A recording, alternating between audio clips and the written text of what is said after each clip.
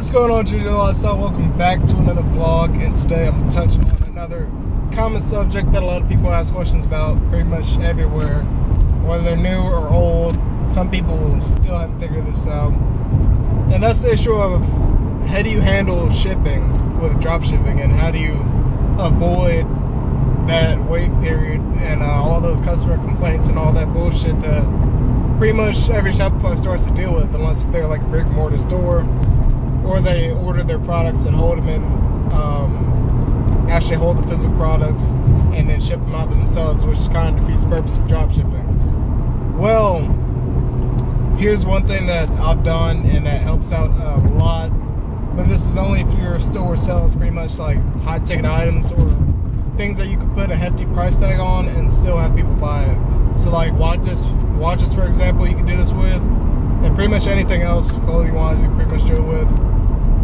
But essentially it's real simple, and it may sound counterproductive, but here's basically what you have to do to cut down on that shipping time and keep your customers happy, and ultimately in the long run create repeat customers, because that's how you keep the income flowing. So basically what you do when you go to AliExpress, after somebody's ordered product, of course, from your store, you go to AliExpress. Normally you would ship via e-packet. Normally you ship via e-packet, which takes 12 to 20 days, and AliExpress is true of that. Sometimes it'll take over 20 days, but within that range they'll usually ship it out. But instead of choosing e-packet, you're going to choose DHL. Now shipping for that is usually like $50 or $60, but it gets to your customer within like 6 days. Like the quickest I've had a customer get his package was by the end of the week when he bought like on Monday. So it's really efficient, and it's pricey, but that's the good part about it. The price, it's a real magical thing they have to do. You have to do what's called like basically add the price of the shipping to the product cost. And I mean, it's so simple. It's like a slap in the face. Like you wouldn't even think to do that, but it's what you have to do for. You need hot ticket items to do it, or else you won't be able to justify shipping someone some cat socks for $60. It's just not going to work that way. But this ties in with the whole thing that I've been doing this year, is focusing on branding.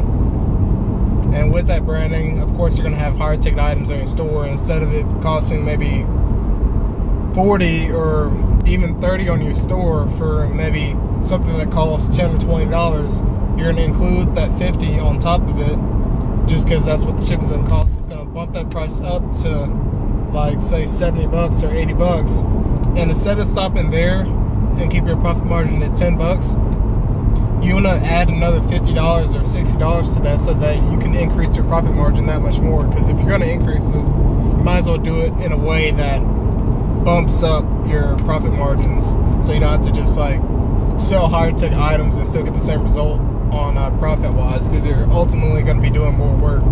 So after you've added that $50 onto your store's price to cover the shipping, go ahead and add another $50 or another however much you want for your profit margin wise, just so it takes care of the struggle of having to hold products longer in each store without people buying as frequently, if they even change their buying frequency. If you're following all these guides and you're using all these strategies to brand your store right, it's not really going to matter.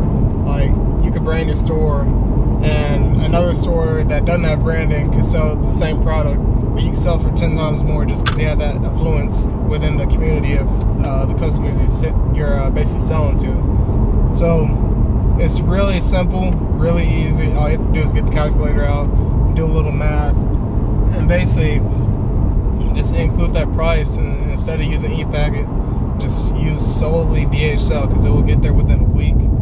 You can change your email sequence to flow with that more. Before I had mine set to only rely on delayed shipping time, so it was basically pre-made excuses to justify the long waits.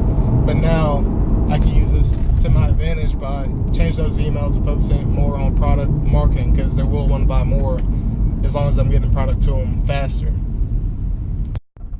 Now, while we're on the subject of fulfillment, I know people still struggle with sales, and I mean, it's part of the business. You have to know what you're doing. But in regards to making it maybe a little bit easier. If you're not yet doing email marketing, I highly recommend it.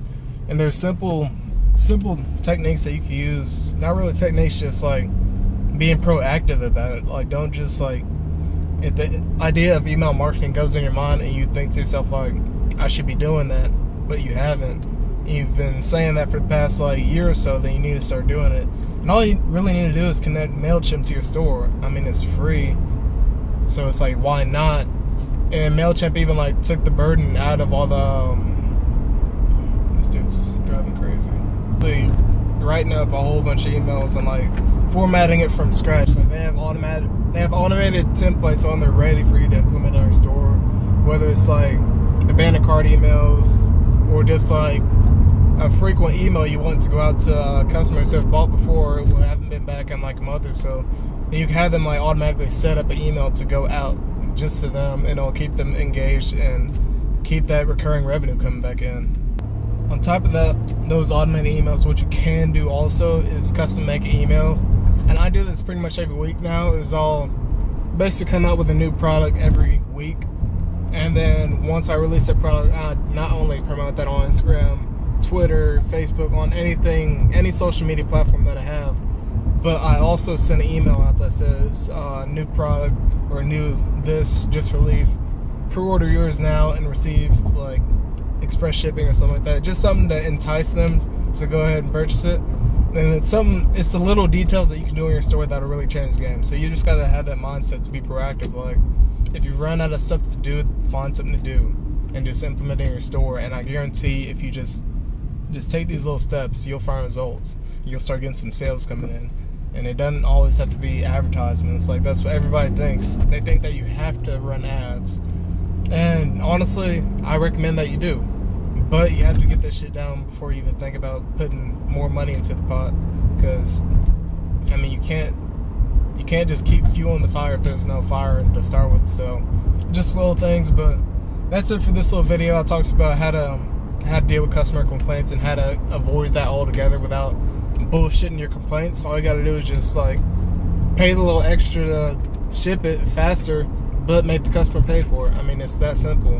And then bring your store right and just email them. Like, don't keep them out of the loop for this. So that's it for this video. If you enjoyed it, please like it, subscribe if you're new, and if you think this video like honestly helps people, then feel free to share it. Like, post it in groups, post it wherever you can, just to get the word out, because that's my main goal. And if you have questions, post it in the comment and I'll try to make a video on it.